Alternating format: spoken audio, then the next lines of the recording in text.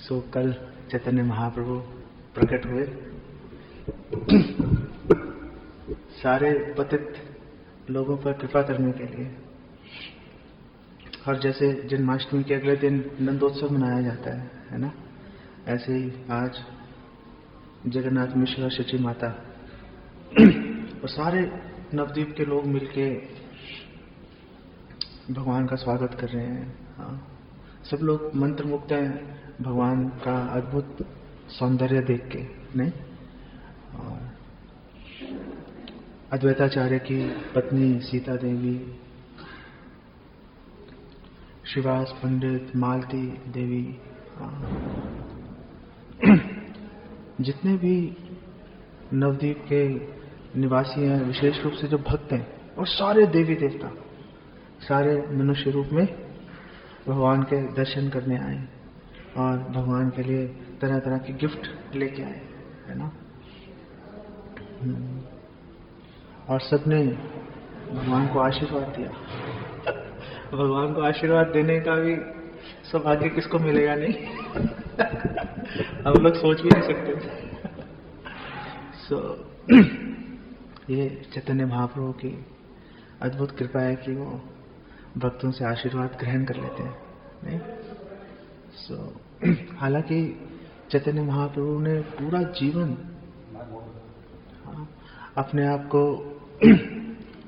बचपन में तो बहुत ही उदंड बालक के रूप में दिखाया, और फिर जब उचित समय आने पर ईश्वरापुरी श्रीपाद से मिलने के बाद उन्होंने जब भक्ति भाव प्रकट किया तो उन्होंने हमेशा अपने आप को एक भक्त के रूप में ही दिखाया। उन्होंने कभी नहीं कहा कि मैं कृष्ण हूं, है ना। हमेशा प्रच्छन्न भाव, हमेशा छुपे रहे चैतन्य महाप्रभु। कभी ये पता नहीं लगने दिया लोगों को कि और कभी कोई उनको कहता था कि आप कृष्ण हो तो चैतन्य महाप्रभु दोनों हाथों से अपने कान ढक लेते थे, बोलते थे विष्णु विष्णु क्या बोल रहे हो, इतनी गलत बात बोल रहे हो। लेकिन कई बार ऐसा अवसर आया जब चैतन्य महाप्रभु ने सारी सावधानी एक तरफ रख दी और अपने भक्तों पर विशेष अनुग्रह करने के लिए चैतन्य महाप्रभु ने अपने योगेश्वर, अपने महाऐश्वर्य को प्रकट किया, भगवान तत्व को प्रकट किया चैतन्य महाप्रभु ने। हम देखते हैं कि चैतन्य महाप्रभु के एक भक्त हैं मुरारी गुप्ता। भक्तों के लिए कभी थे शब्द नहीं लगाना चाहिए, नहीं? क्योंकि जिस प्रकार भगवान नित्य है इसी प्रकार भगवान के भक्त भी नित्य हैं, सनातन है। और जिस प्रकार भगवान सदैव नित्य उपस्थित रहते हैं उसी प्रकार भगवत कथा में भी भगवान के भक्त सदैव विराजमान रहते हैं, सदैव उपस्थित रहते हैं और भगवत कथा का आस्वादन करते हैं। हाँ, यमराज जी को संयमी कहा जाता है, बहुत ही संयम का प्रदर्शन करते हैं क्योंकि उनके हाथ में यम दंड है। हाँ, सही गलत का फैसला करने की सेवा है उनके पास। लेकिन जब गौर कथा होती है वो यमदंड फेंक के यमराज जी भी बेसुध होकर नृत्य करते हैं, इतने प्रसन्न हो जाते हैं। जब चैतन्य महाप्रभु ने जगाई मधाई पर कृपा की और उनको गले लगा लिया, उनको सारे पाप खींच लिए, तो गौर वर्ण से श्याम वर्ण हो गए चैतन्य महाप्रभु, नहीं? तो यमराज इसको देखकर बिल्कुल बेसुध हो गए एकदम और बिल्कुल जोर जोर से नाचना शुरू कर दिया, धरती पर लूटना शुरू कर दिया, चित्रगुप्त की बही फाड़ के फेंक दी। यार बेकार है, फाड़ो इसको। जिसने एक बार चैतन्य महाप्रभु का नाम ले लिया, जिसने एक बार चैतन्य महाप्रभु के दर्शन कर लिए, उसके लिए कौन सा बही खाता है? क्या कर्म बंधन क्या करेगा उसके लिए? कुछ फायदा नहीं है ऐसे बही खाते रखने का। फाड़ के फेंकते, जब जगाई मधाई को पाप मुक्त कर दिया तो फिर बही खाते रखने का फायदा ही क्या है? तो चैतन्य महाप्रभु का चरित्र ऐसा है कि यमराज भी बेसुध हो जाते हैं।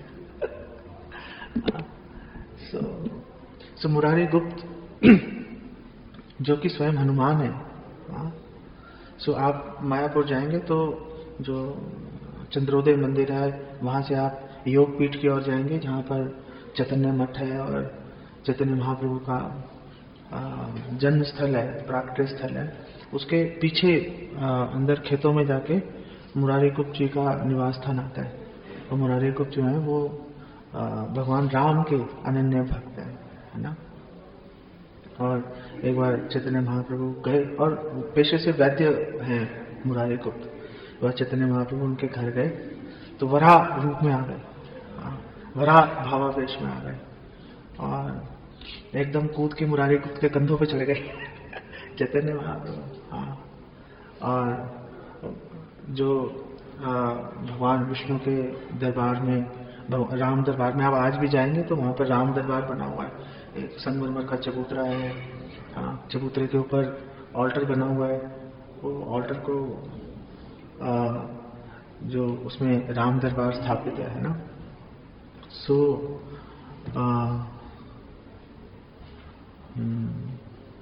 वहां पर लोटा रखा हुआ था, तो वो लोटे को चैतन्य महाप्रभु ने पृथ्वी का रूप दिया।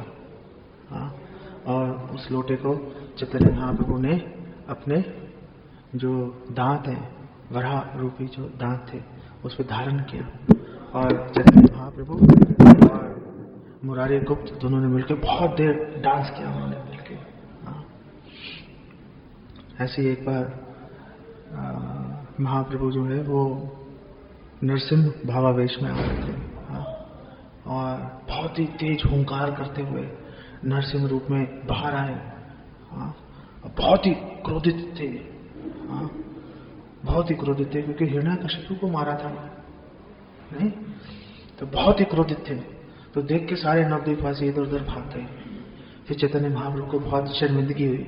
उन्होंने बोला मैंने बेकार में लोगों को डरा दिया तो भक्तों ने बोला जिसने भी आपका ये रूप देखा है वो कर्म बंधन से हमेशा के लिए मुक्त हो गया है। तो ऐसा नहीं कि आपने नवद्वीप के लोगों को, आपने लोगों को डराया, आपने उनके कर्म बंधन को काट दिया है। आप कभी किसी का बुरा कर ही नहीं सकते, है ना। इसी प्रकार चैतन्य महाप्रभु संन्यास लेने से पहले जब उन्होंने कीर्तन आंदोलन शुरू कर दिया था तो एक बार वो श्रीवास पंडित के घर गए। तो मुरारी गुप्त का घर है, योग पीठ है, योग पीठ के बिल्कुल साथ में श्रीवास आंगन है, जो कि श्रीवास पंडित का घर है। चैतन्य महाप्रभु एक दिन वहां गए और चैतन्य महाप्रभु ने बहुत ही अद्भुत लीला का प्रदर्शन किया और उस लीला को सप्त प्रहरीय लीला कहते हैं और उसको महाप्रकाश लीला भी कहा जाता है ना। आपने सुना होगा आपने। सप्त प्रहरीय, एक प्रहर 3 घंटे का है, तो सप्त प्रहर मतलब 21 घंटे। और इस दौरान चैतन्य महाप्रभु जब श्रीवास पंडित के घर गए तो वो सीधा श्रीवास पंडित के घर में जो भगवान विष्णु का सिंहासन बना हुआ था, जिसे विष्णु खट कहते हैं, भगवान विष्णु के सिंहासन के ऊपर जाकर विराजमान हो गए। और उन्होंने बोला सारे भक्तों को इकट्ठा करो और सबको बोलो मेरी पूजा करने। और सारे भक्त, पता नहीं कैसे पता चल गया लोगों को, और सारे लोग इकट्ठे हो गए और चैतन्य महाप्रभु ने कहा अभिषेक करो मेरा। तो सबने मिलकर चैतन्य महाप्रभु का अभिषेक किया। चैतन्य महाप्रभु ने कहा लाओ मुझे हस्त पास से। चैतन्य महाप्रभु ने हाथ फैला के बोला मुझे कुछ खिलाओ, और सैकड़ों घड़े पानी लेके आया। चैतन्य महाप्रभु सारा पी गए। खीर, मिश्री, नारियल के गूदे में शक्कर मिलाकर उनको दिया। मुक्त मूंग की दाल दी उनको। पपीता और सीताफल और अनेक प्रकार के पकवान उनको चैतन्य महाप्रभु को सामने रखे। चैतन्य महाप्रभु सब कुछ ग्रहण करके, जैसे भगवान कृष्ण ने ग्रहण कर लिया था ना गोवर्धन लीला में, सब चैतन्य महाप्रभु ग्रहण कर गए और लेके आओ, और लेके आओ, हाथ फैला कर। और भक्ति सिद्धांत सरस्वती ठाकुर चैतन्य भागवत की टीका में बताते हैं कि जो भक्त है, भक्त के हाथ से चैतन्य भगवान जो है वो छीन के खा जाते हैं, चाहे देखने में निकृष्ट वस्तु क्यों नहीं लगे। रघुनाथ दास गोस्वामी के हाथ से सड़े हुए चावल लेके खा गए चैतन्य महाप्रभु। शुक्लांबर ब्रह्मचारी, आप लोगों ने हो सकता है नाम कभी नहीं सुने हो, लेकिन फर्क नहीं पड़ता, आप सुनेंगे, आपके कान में ये नाम जाएंगे तो आपको बहुत लाभ मिलेगा आपको। शुक्लांबर ब्रह्मचारी के झोली में से सूखे बेकार चिड़वे जो है चावल लेके चैतन्य महाप्रभु ने खाया। श्रीधर, कोला बेचा श्रीधर के टूटे हुए लोटे में से चैतन्य महाप्रभु ने जल पी लिया।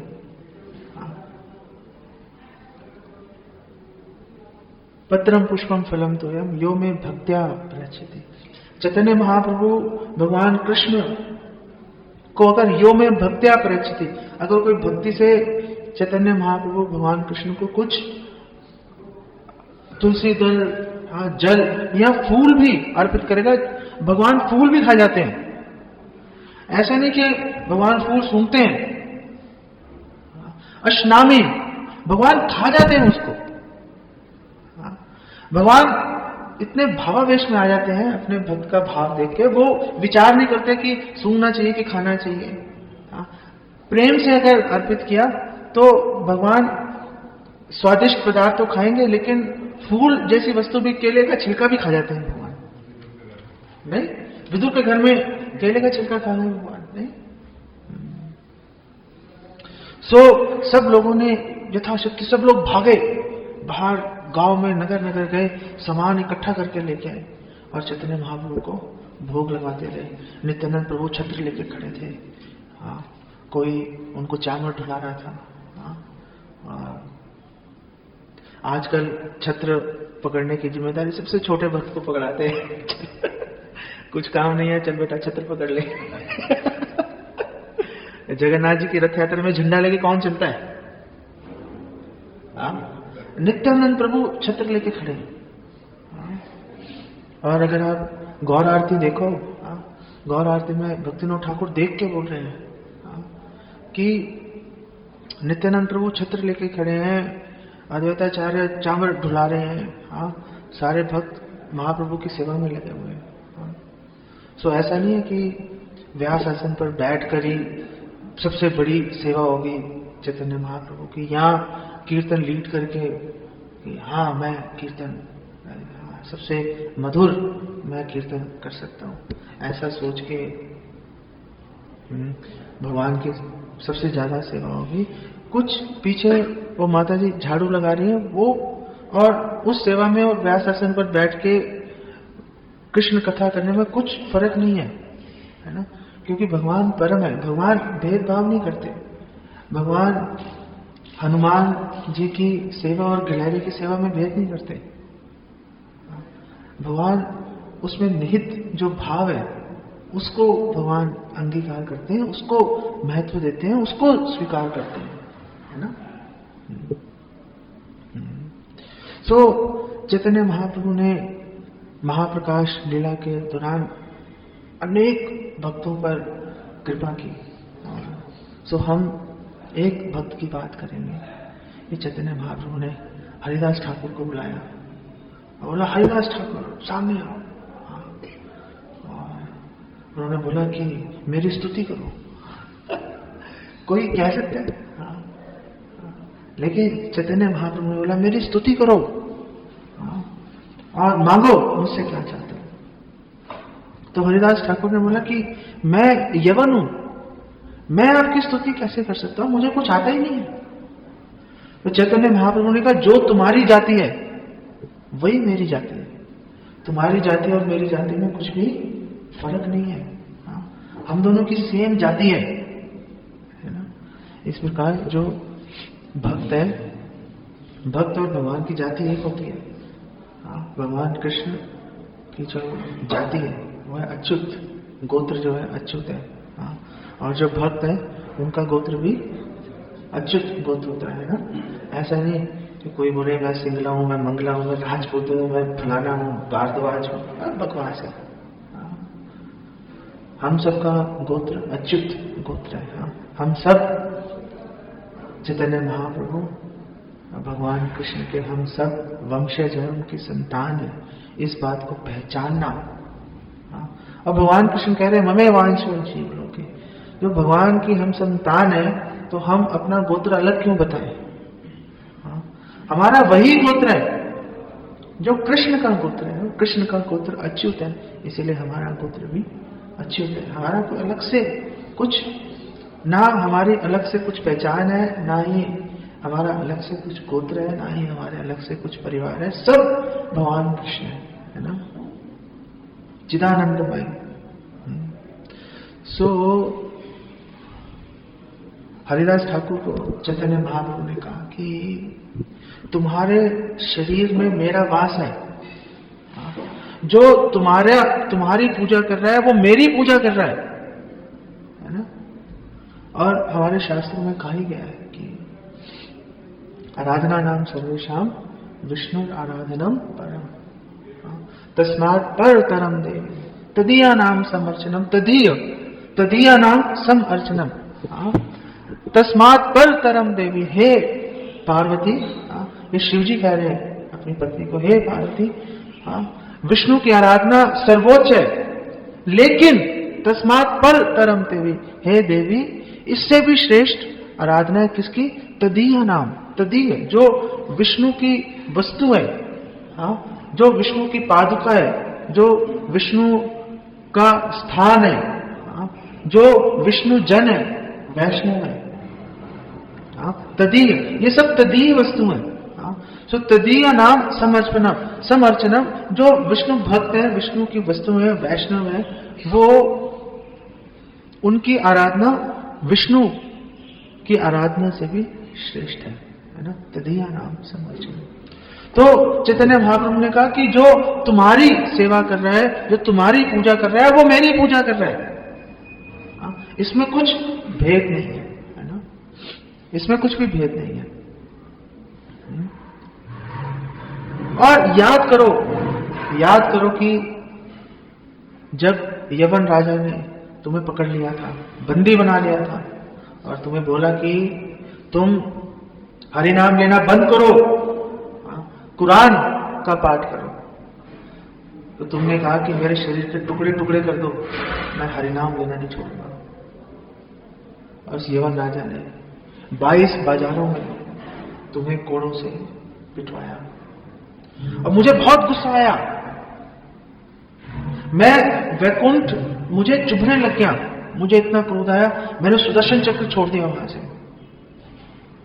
पूरा राज्य नष्ट कर दो। लेकिन सुदर्शन चक्र काम नहीं कर पाया, विफल हो गया सुदर्शन चक्र। क्यों विफल हो गया?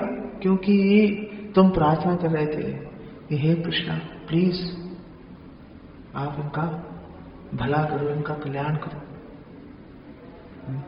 ये जो मुझे मारने में जो इनको परिश्रम हो रहा है उससे इनका उद्धार करो, थक गए हैं ये मुझे मार मार कर, मेरे साथ और भी बुरा होना चाहिए था, ये कुछ कर ही नहीं पा रहे, सो आप प्लीज इनका उद्धार करो। तो चैतन्य महाप्रभु ने बोला कि जब मेरा चक्र विफल कर दिया तुमने, और मुझे कुछ सूझ नहीं रहा था कि क्या करूं, तो मुझे आकर तुम्हारे शरीर को अपने शरीर से ढकना पड़ा, तो मैंने तुम्हारे शरीर को अपने शरीर से ढक दिया। तो जितने भी उन सैनिकों ने कोड़े मारे तुम्हें, वो मैंने अपनी पीठ पर सहे उसको। तो बोला तुम्हें अगर विश्वास नहीं आता तो देख लो, चैतन्य महाप्रभु ने अपनी पीठ दिखाई, वो एकदम कोड़े के निशानों से पूरी क्षत विक्षत पीठ थी, ऐसी कोई एक बिंदु भी नहीं था जहां पर कोड़े का निशान नहीं हो। और हरिदास ठाकुर ये देखकर अचेत हो गए, उन्होंने बोला कि मतलब आप कैसे, आप मतलब मेरे तो कर्म है, मैं तो अपने कर्म भोग रहा हूं, आपने इतना कष्ट मेरे लिए कैसे झेल लिया? आपने, आपको क्या आवश्यकता थी? मेरा पूरा जीवन विफल हो गया, मैंने जन्म लिया आपकी सेवा करने के लिए और मेरे कारण आपको इतना कष्ट उठाना पड़ा। धिक्कार है मेरे जन्म पर। और अचेतन हो गए हरिदास ठाकुर। चैतन्य महाप्रभु ने कहा, उठो उठो और मुझसे वर मांगो, तुम्हें क्या चाहिए? जो भी वांछनीय वस्तु है वो मुझसे तुम मांग लो। तो हरिदास ठाकुर ने कहा कि आप मुझे सिर्फ एक ही वरदान दीजिए कि मैं जन्म जन्मांतर तक, क्या वरदान मांगा होगा? आप में से कोई बता सकता है? नहीं भक्ति मांगी, हाँ, सेवा भी नहीं मांगी। हाँ। सो हरिदास ठाकुर ने बोला कि आप मुझे एक ही वस्तु प्रदान कीजिए कि मैं जन्म जन्मांतर जहां भी मेरा जन्म हो, मुझे आपके भक्तों का उच्चिष्ट खाने को मिले। मुझे सिर्फ आप यही वरदान दीजिए। चैतन्य चरितामृत में कहा गया है, भक्त पद धूलि और भक्त पद जल, भक्त भुक्त, भक्त भुक्त उच्चिष्ट, तीन महाबल। भक्तों के चरण रज और भक्तों का चरणामृत, और जो भक्तों का उच्चिष्ट है महाप्रसाद, इन तीनों में बहुत शक्ति है। कृष्ण भक्ति प्रदान करने में पूरी तरह सक्षम है। फिर हरिदास ठाकुर ने बोला, नहीं नहीं, ये मैंने क्या बोल दिया, ये मैंने क्या कह दिया? मेरी योग्यता नहीं है ये मांगने के लिए, ये मैंने क्या बोल दिया? कुछ मांगने से पहले योग्यता देखनी चाहिए। मेरी योग्यता नहीं है, पता नहीं कैसे मेरे मुंह से निकल गया। हरिदास ठाकुर हम लोग सोचते हैं कि हमें ये नहीं मिला, हमें वो नहीं मिला, हमें सम्मान नहीं मिला, हमें ये सुविधा भी मिलनी चाहिए थी, हमें वो सुविधा भी मिलनी चाहिए थी। हरिदास ठाकुर कह रहे हैं कि उच्चिष्ट लेने की भी मेरी योग्यता नहीं है। उच्चिष्ट लेने की योग्यता तो बहुत ही महान भक्तों की होती है। जैसे झड़ू ठाकुर है। झड़ू ठाकुर ऐसे वैष्णव थे, वो अपने भक्तों को बुलाते थे अपने घर में, वो और उनकी पत्नी, और उनको प्रसाद अर्पण करते थे। और उनके जाने के बाद वैष्णव के सामने से प्रसाद कैसे लेंगे?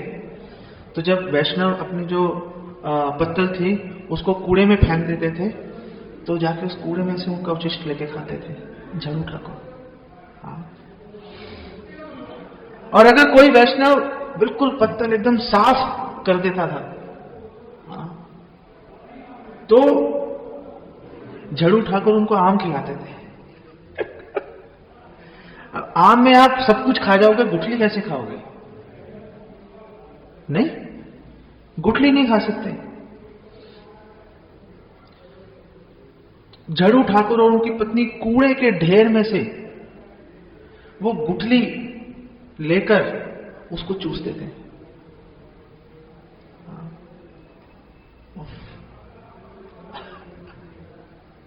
भक्तों का उच्चिष्ट प्राप्त करना बहुत ही दुर्लभ बात है, बहुत ही दुर्लभ बात है। भक्ति सिद्धांत सरस्वती जब प्रसाद ग्रहण करते थे तो जो बच जाता था तो उनके शिष्य आपस में बांटते थे। तो चैतन्य महाप्रभु चेक करते थे जाके, किसने क्या खाया है, किसने क्या खाया है। और अगर कोई भक्त चैतन्य महाप्रभु, जैसे सांबर में एक वो स्टिक पड़ती है, क्या कहते हैं उसको, ड्रम स्टिक बोलते हैं, क्या बोलते हैं? हाँ, वो लंबी सी डंडी होती है। हाँ, ओके फाइन, आप समझ गए ना आप लोग? है ना, उसको आप खा नहीं सकते, उसको चूस सकते हैं, है ना, चूसा जाता है उसको। तो उनको भक्ति सिद्धांत सरस्वती ठाकुर को बहुत पसंद थी वो। हाँ, तो वो जब उसको चूस लिया, उसको रख दिया, तो देखते थे वो जो चूसी हुई वो डंडी है, वो किस भक्त ने ग्रहण की है। वही भक्त की प्रसाद में श्रद्धा है, वही भक्त की महाप्रसाद में श्रद्धा है। हाँ? महाप्रसाद का मतलब रसमलाई नहीं होता, वो भी है, लेकिन श्रद्धा है तो वो जो स्वादिष्ट, भौतिक दृष्टि से जो स्वादिष्ट लग रही है वो वस्तु दूसरे भक्तों को दो, आपका अधिकार नहीं है लेने के लिए। जो त्याज्य वस्तु है भौतिक दृष्टि से, जो कोई नहीं लेगा, उसको ग्रहण करो, उसको प्रणाम करो, उसका सम्मान करो, उसको ग्रहण करो। तो सोचा जा सकता है कि हमारे प्रसाद में श्रद्धा है। और जगदानंद पंडित प्रेम विवर्त में कह रहे हैं, भालो ना खाबो और भालो ना परिबो। अच्छा नहीं खाना चाहिए, क्योंकि अच्छा प्रसाद किसके लिए है? अच्छा भोजन विष्णु और विष्णु भक्तों के लिए है।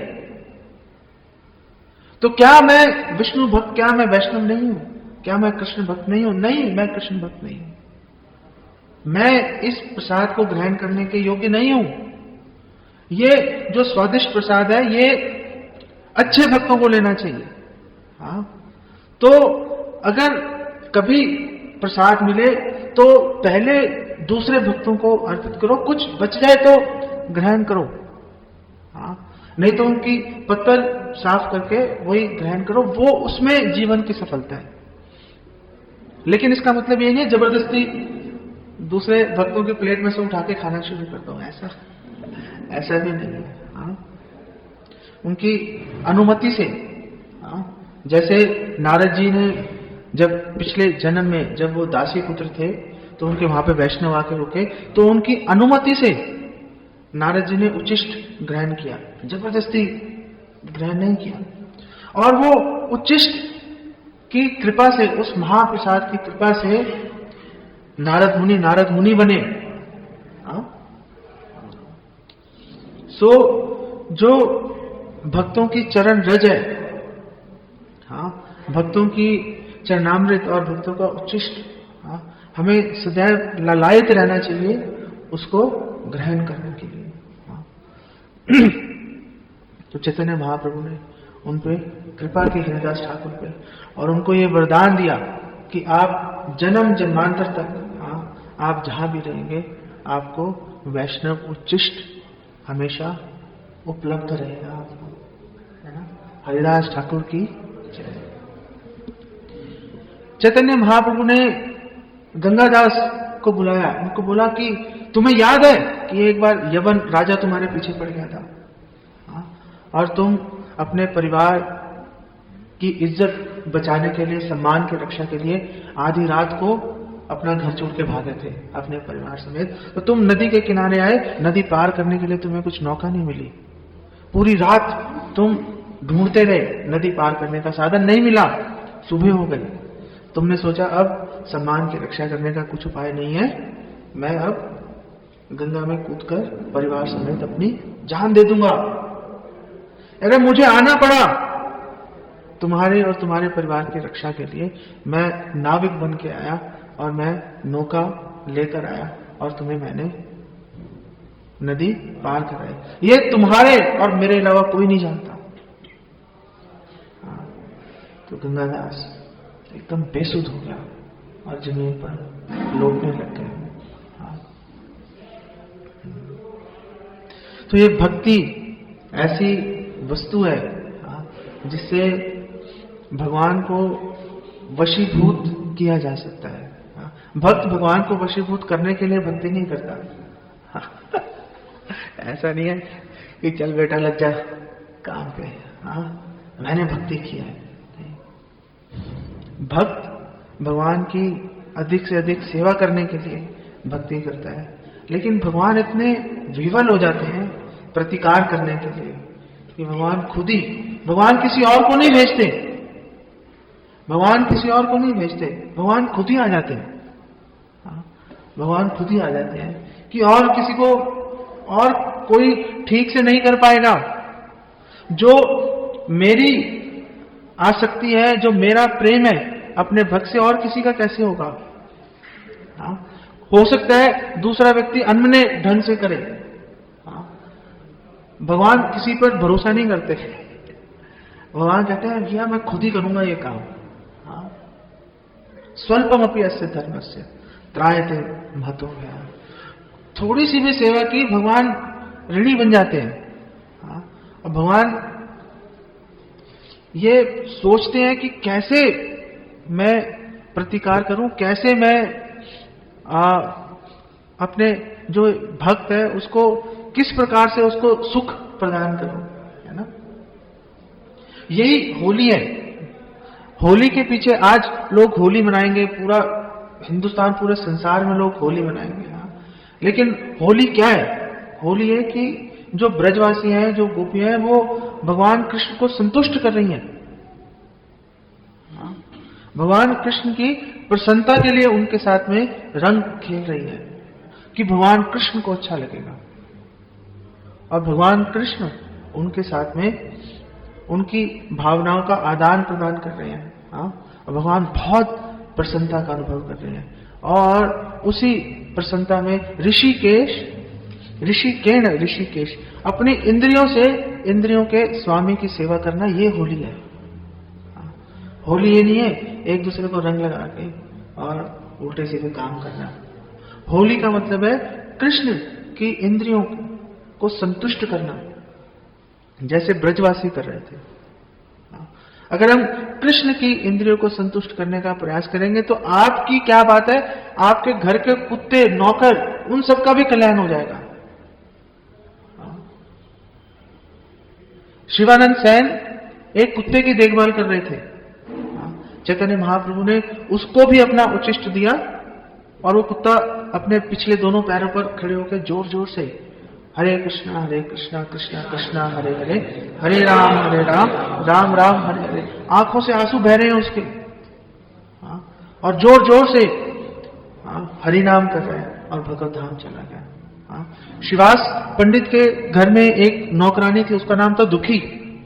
जब इस महाप्रकाश लीला के दौरान चैतन्य महाप्रभु ने उसको बुलाया, वो भाग भाग के जा रही थी और नदी से पानी भर के ला रही थी चैतन्य महाप्रभु के अभिषेक के लिए। तो चैतन्य महाप्रभु ने उसको बुलाया और उसको बोला कि आज से तुम्हारा नाम दुखी नहीं है, आज से तुम्हारा नाम सुखी है। और वो एकदम भावावेश में, प्रेम के भाव में आकर वो नृत्य करने लगी। तो ऐसा नहीं है कि भगवान सिर्फ आप ही पर कृपा करेंगे, भगवान आपके परिवार पर, आपके घर की हर जीव पर भगवान कृपा करने के लिए बाध्य हो जाएंगे। लोग अपने परिवार के कल्याण के लिए धन संपत्ति इकट्ठे करते हैं। नाते विदु स्वार्थ गतिम ही विष्णु। उनको नहीं पता कि सबसे ज्यादा कल्याण किसमें है। हमारे परिवार का कल्याण धन संपत्ति इकट्ठा करने में नहीं है। हमारे परिवार का कल्याण जो स्वार्थ है हमारा, जो सर्वोच्च स्वार्थ है, वो कृष्ण भक्ति करने में, गौर भक्ति करने में है, नित्यानंद प्रभु की शरण लेने में है। अगर हम अपने परिवार का कल्याण चाहते हैं, अगर हमें अपने परिवार से आसक्ति है, तो कृष्ण भक्ति करो, गौर निताय की शरण लो।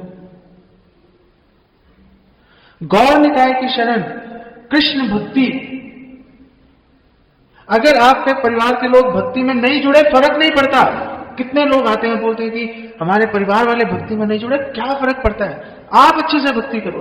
अगर आप अच्छे से भक्ति करोगे, आपके परिवार के सारे लोगों का भगवान स्वयं स्वतः आपके बिना मांगे भगवान कल्याण कर देंगे। सो अपने परिवार के लिए धन संचित मत करो, अपने परिवार के लिए भक्ति संचित करो। अपने परिवार के लिए अच्छे से हरिनाम लो, भगवान में आसक्ति बढ़ाओ। अगर भगवान में आसक्ति होगी। तो जिस प्रकार चैतन्य महाप्रभु ने हरिदास ठाकुर, श्रीवास पंडित की नौकरानी तक पर, दासी तक पर कृपा की, उसी प्रकार भगवान आपके परिवार पर भी कृपा करेंगे, चाहे वे स्वयं भक्ति में नहीं भी जुड़े हों। ठीक है, और बात करने यहाँ लेट हो गए आप लोग? हाँ, कभी मौका मिलेगा। नहीं, लेट तो नहीं हो रहे आप लोग? चैतन्य महाप्रभु ने बोला, जाओ, जाकर श्रीधर को लेकर आओ, जाओ उसको ढूंढो, वो नगर के कोने पर उसका निवास स्थान है, जाओ जाकर उसको लेके आओ। कौन श्रीधर? वो जो केला बेचता है, उसका नाम ही रख दिया था, खोला बेचा श्रीधर। बोला जाओ जाकर उसको पकड़ के लेके आओ। सामने नहीं भी आएगा कोई, भगवान सामने जाके उसको दर्शन देते हैं। हरिदास ठाकुर अपने आप को यवन समझते थे। हाँ, रूपा गोस्वामी, सनातन गोस्वामी कभी जगन्नाथ मंदिर में प्रवेश नहीं करते थे। बोलते थे कि हम लोग यवनों से भी गिरे हुए हैं, क्योंकि हम लोग यवन के नौकर हैं। नवाब हुसैन शाह की नौकरी कर रहे हैं, जिसने इतना प्रताड़ित किया जो भगवान के भक्तों को, हम उसी की नौकरी में लगे हुए हैं। हमारी क्या हिम्मत, हमारी क्या योग्यता कि हम जगन्नाथ भगवान के दर्शन करने जाएं। वो दूर से चक्र देखकर ही प्रणाम कर लेते थे। और चैतन्य चरितामृत में लिखा हुआ है कि वो इतनी विनम्रता के कारण, हालांकि भारद्वाज वंश में उनका जन्म हुआ था, रूपा गोस्वामी और सनातन गोस्वामी का, लेकिन अपने आप को यवनों से भी नीच समझते थे। तो वो जगन्नाथ जी के दर्शन के लिए नहीं जाते थे, बल्कि जगन्नाथ स्वयं उनको दर्शन देने के लिए आते थे। चैतन्य महाप्रभु रोज जब जगन्नाथ जी के दर्शन करने के बाद रोज हरिदास ठाकुर से मिलने के लिए आते थे, रोज, और महाप्रसाद लेके आते थे। तो हरिदास ठाकुर, सनातन गोस्वामी, वो नहीं जा रहे जगन्नाथ जी के दर्शन के लिए, जगन्नाथ स्वयं उनको दर्शन देने के लिए आ रहे हैं, है ना। इसीलिए हमें कभी भी भगवान के दर्शन के लिए लालायित होना चाहिए, लेकिन ऐसा नहीं है सब भक्तों को हटा के पीछे हटो, खुद जाके सबसे आगे भगवान के दर्शन करो, बेकार बात है। चैतन्य महाप्रभु जब भगवान के, जगन्नाथ के दर्शन करते थे तो गरुड़ स्तंभ के पीछे खड़े होकर दर्शन करते थे, और आंखों से इतना अश्रु बहते थे उनके कि तालाब वहां पे भर जाता था, गड्ढा भर जाता था। चैतन्य महाप्रभु सोचते थे मेरी क्या हिम्मत है कि मैं आगे जाके जगन्नाथ जी के दर्शन करूं।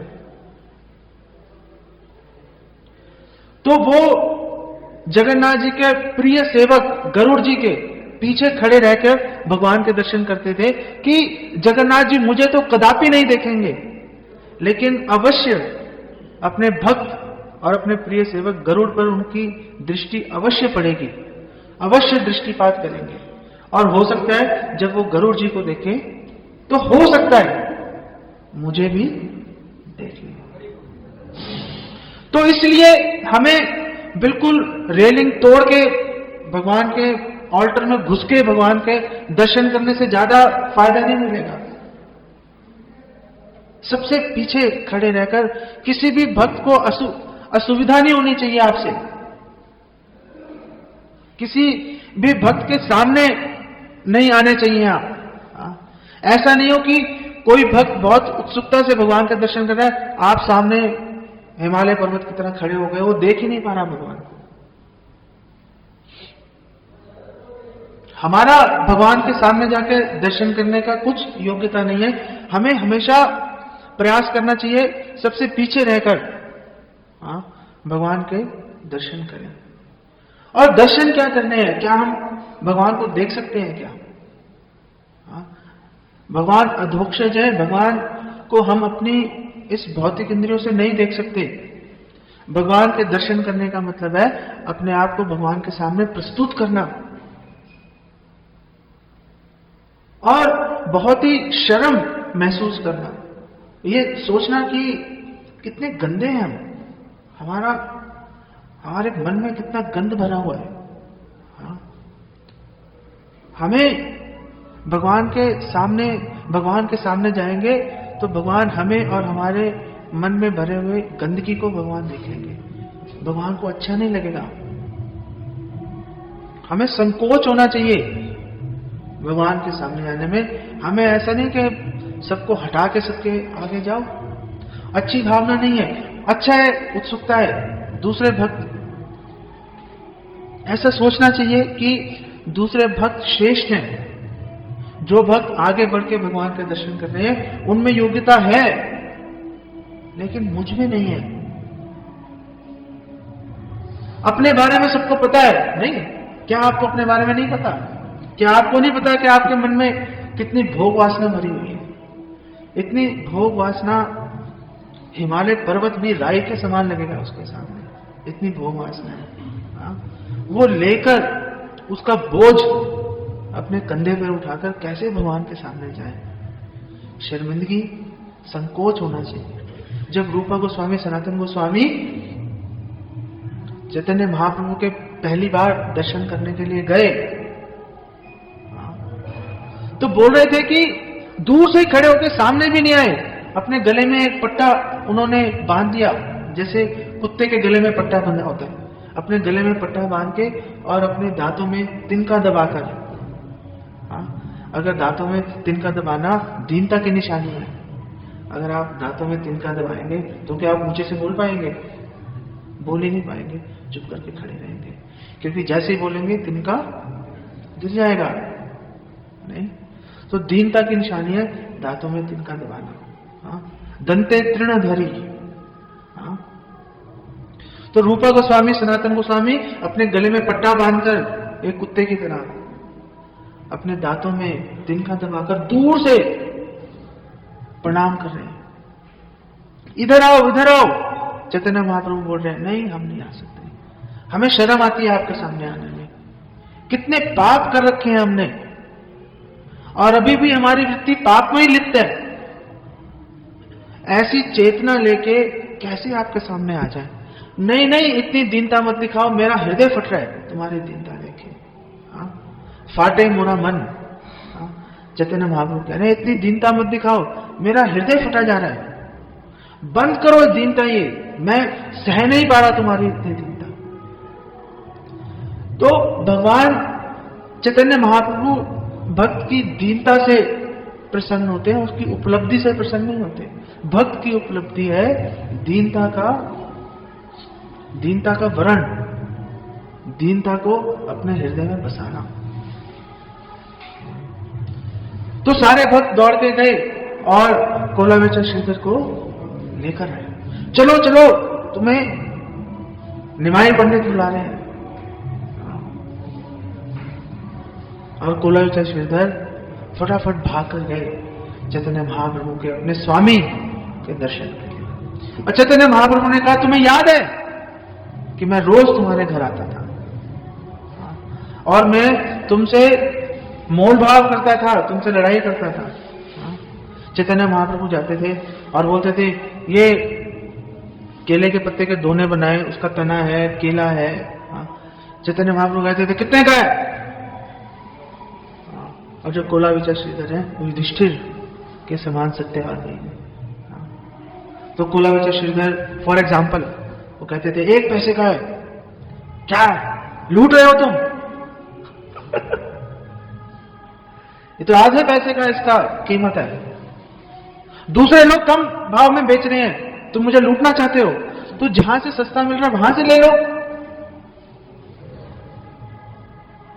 नहीं, मैं तो रोज तुम्ही से लेता हूं, तुम्ही से लूंगा। मैं क्यों कहीं जाऊं, मैं क्यों परिश्रम करूं? तुम्हारा काम है मुझे सामान देना, मैं हमेशा तुम्ही से सामान लेता रहूं, आज भी तुम्ही से सामान लेके जाऊंगा। नहीं नहीं, इतने कम भाव में पड़ता नहीं खाना मेरे को, मैं नहीं दे सकता, मना कर रहे हैं। जबरदस्ती छीन लिया, जबरदस्ती उसके हाथ से छीन लिया, श्रीधर के हाथ से। चैतन्य महाप्रभु ने, मुझे पता है तुमने बहुत धन इकट्ठा कर रखा है। कहां इकट्ठा कर रखा है? छत टूटी हुई है, कपड़े फटे हुए हैं, खाने को बराबर से नहीं मिलता। तो तुम जिस गंगा की सेवा में आधे पैसे लगा रहे हो, वो पैसे मत लगाओ, वो पैसे मेरी सेवा में लगाओ। क्यों? क्योंकि मैं गंगा का पिता हूं, मेरे चरणों को छूकर गंगा निकली है, इसीलिए गंगा सबसे पवित्र है। विष्णु विष्णु क्या बोल रहे हो? इतने उदंड हो तुम, गंगा को कह रहे हो जो त्रिलोकी को, 3 लोगों को का उद्धार करने वाली है, तुम कह रहे हो कि तुम्हारे चरणों को छू के निकली है। तुम उसके पिता हो, उसके स्वामी हो। विष्णु विष्णु ये क्या बोल रहे हो? इतने उदंड हो तुम। लेकिन उनके सौंदर्य को देखकर, महाप्रभु के सौंदर्य को देखकर वो उनसे लड़ाई नहीं करते थे, हार मान लेते थे। और जब चैतन्य महाप्रभु देखते थे कि ये चुप है, तो बिना पैसे दिए ही उसका सामान लेके भाग जाते थे, बिना पैसे दिए। और जब चैतन्य महाप्रभु ने संन्यास लिया, संन्यास लेने के बाद चैतन्य महाप्रभु ने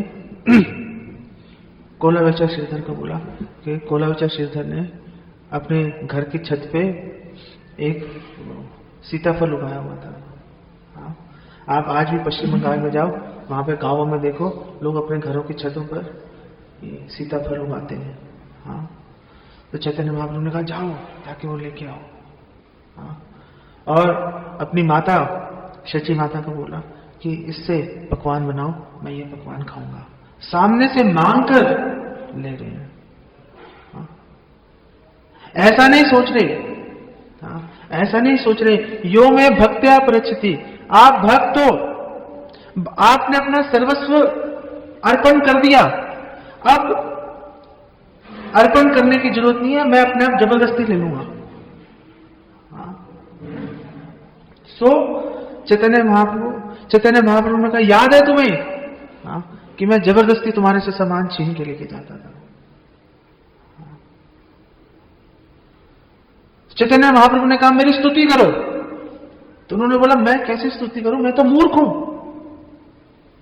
तो भक्ति सिद्धांत सरस्वती ठाकुर कहते हैं कि जो भक्ति है वो किसी के वंश पर, किसी के पांडित्य पर, किसी की सुंदरता पर और किसी के धन पर आश्रित नहीं होती। भक्ति भक्ति पर आश्रित है, भक्ति दीनता पर आश्रित है, भक्ति विनम्रता पर आश्रित है। भगवान को आप अपने धन से, पांडित्य से वश में नहीं कर सकते। भगवान को वश में करना है तो दीनता दिखानी पड़ेगी, भगवान की निष्किंचन भाव से, निष्काम भाव से, निस्वार्थ भाव से भगवान की सेवा करनी पड़ेगी, तो हम भगवान को वशीभूत कर पाएंगे। तो चैतन्य महाप्रभु ने उन पे कृपा की और सरस्वती को उनकी जीवा पर स्थापित कर दिया। और आप चैतन्य भागवत पढ़ो, क्या उन्होंने स्तुति की है चैतन्य महाप्रभु की, इतनी सुंदर स्तुति की है उन्होंने। चैतन्य भागवत मध्यखंड के 9वें अध्याय में उनकी स्तुति, श्रीधर की स्तुति दे रखी है, बहुत ही पठनीय है और हमें अवश्य पढ़नी चाहिए। चैतन्य महाप्रभु ने बोला कि मैं तुम्हें अष्ट सिद्धि प्रदान करना चाहता हूं। नहीं चाहिए, तुम मांगो, तुम्हें क्या चाहिए? तो श्रीधर ने कहा कि जो ब्राह्मण रोज मुझसे आकर लड़ता था और मेरा सामान जबरदस्ती छीन कर लेके जाता था, आप ऐसी कृपा करो कि मैं जन्म जन्मांतर हमेशा उस ब्राह्मण की छवि मेरे हृदय में स्थापित रहे, मैं कभी उसको नहीं भूलूंगा। तो चैतन्य महाप्रभु ने कहा तथास्तु, ऐसा ही होगा। चैतन्य महाप्रभु ने और भी बहुत सारे भक्तों पर दया की, लेकिन एक व्यक्ति पर दया नहीं की चैतन्य महाप्रभु ने। चैतन्य महाप्रभु ने, एक भक्त है मुकुंद दत्त, भक्तों ने चैतन्य महाप्रभु से कहा, महाप्रभु आपने सब पे कृपा कर दी, सबको बुला बुलाकर आपने अपनी पद धूली थी। चैतन्य महाप्रभु अपने चरण कमल भक्तों के सिर पर रख रहे थे।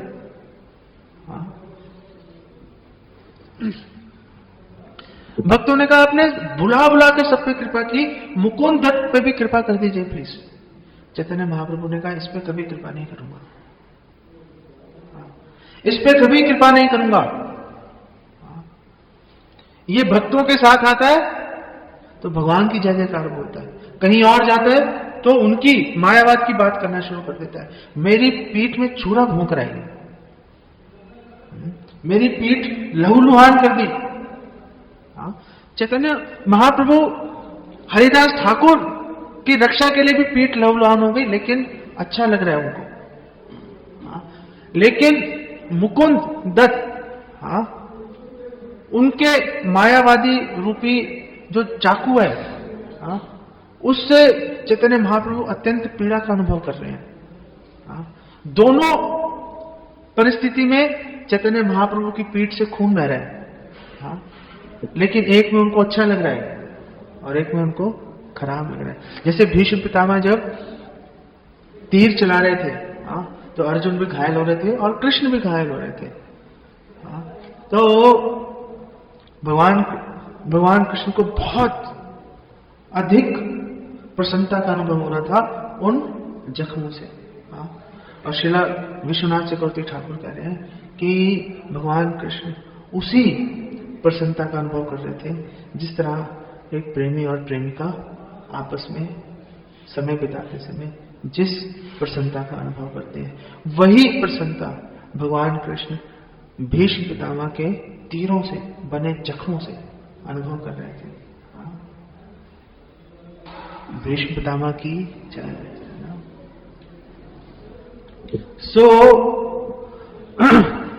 ये मुकुंद दत्त को मैं कभी कृपा नहीं दूंगा। तो श्रीवास पंडित ने बोला, प्लीज आप तो पतित पावन हो, आप प्लीज कृपा कीजिए। मुकुंद दत्त ने बोला श्रीवास पंडित को, आप प्लीज भगवान को बोलिए कि मैं आगे से कभी भगवत विद्वेषी संग नहीं करूंगा, अब भक्तों का संग कभी नहीं करूंगा मैं। आप प्लीज उनको बोलो कि मुझ पे कृपा करें। तो श्रीवास पंडित ने बोला कि मुकुंद दत्त वचन दे रहा है कि कभी अभक्तों का संग नहीं करेगा।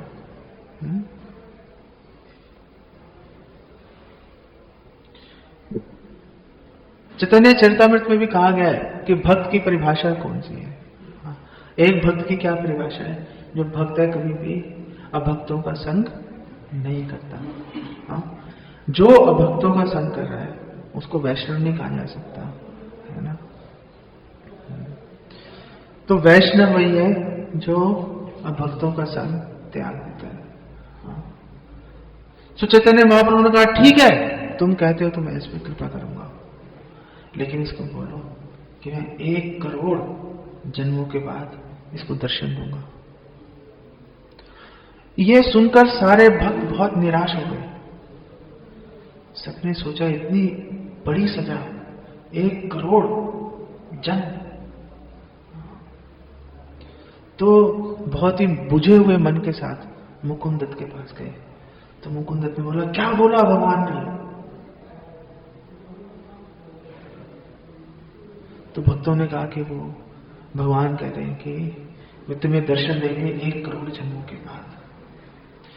ये सुनते ही मुकुंद दत्त ने नाचना शुरू कर दिया जोर जोर से। सब कह रहे हो क्या कर रहे हो, 1 करोड़ जन्म के बाद दर्शन देंगे। भगवान ने निश्चित तो कर दिया समय, 1 करोड़ जन्म जो पलक झपकते बीत जाएंगे। भगवान ने समय निश्चित कर दिया, मेरा कल्याण होना निश्चित है, इससे बड़ी उपलब्धि और क्या होगी। जब चैतन्य महाप्रभु ने सुना, चैतन्य महाप्रभु ने कहा, बुलाओ मुकुंद को। और चैतन्य महाप्रभु ने मुकुंद को अपने सामने बुलाया और उसके सिर पर अपने चरण कमल रखकर उसको तुरंत कृपा प्रदान की। चैतन्य महाप्रभु की चैतन्य महाप्रभु ने कई बार, जैसे हमने कहा कि सावधानी को ताक पर रखकर अपने भक्तों के विरह को शमित करने के लिए चैतन्य महाप्रभु ने अपने ऐश्वर्यपूर्ण रूप का प्रदर्शन किया। जैसे सार्वभौम भट्टाचार्य को अपना षड्भुज ऐश्वर्य दिखाया। हाँ? उनको भगवान राम, भगवान कृष्ण और चैतन्य महाप्रभु तीनों जो भगवान के स्वरूप हैं, उनको एक ही स्वरूप में षड्भुज रूप में सार्वभौम भट्टाचार्य को उन्होंने दर्शन दिए। हाँ?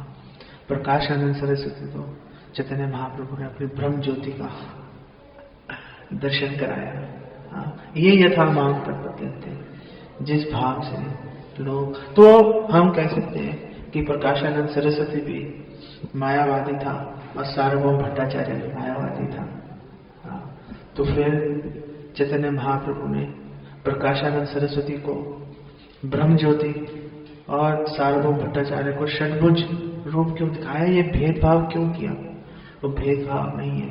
वास्तव में सार्वभौम भट्टाचार्य पर चैतन्य महाप्रभु ने विशेष कृपा की, क्योंकि वो गोपीनाथ आचार्य के बहनोई हैं और गोपीनाथ आचार्य चैतन्य महाप्रभु के अनन्य भक्त हैं। और जैसा चैतन्य चरितामृत में बताया गया है कि चैतन्य महाप्रभु ऐसा नहीं है कि केवल भक्तों पर ही कृपा करते हैं, चैतन्य महाप्रभु भक्त के परिवार वालों पर भी कृपा करते हैं। हाँ?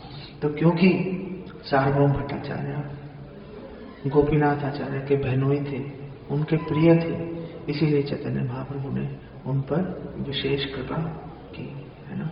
तो हम सबका कर्तव्य, हमें सामने से प्रयास करना चाहिए अपने अहंकार को, अपने मतभेदों को, अपने प्रॉब्लम्स को एक तरफ रखकर हमें पूरा प्रयास करना चाहिए कि हम लोग भगवान के भक्तों की सेवा में जुड़े। क्योंकि भगवत भक्तों की कृपा से हम लोग भक्ति में आगे बढ़ सकते हैं। हरे कृष्ण।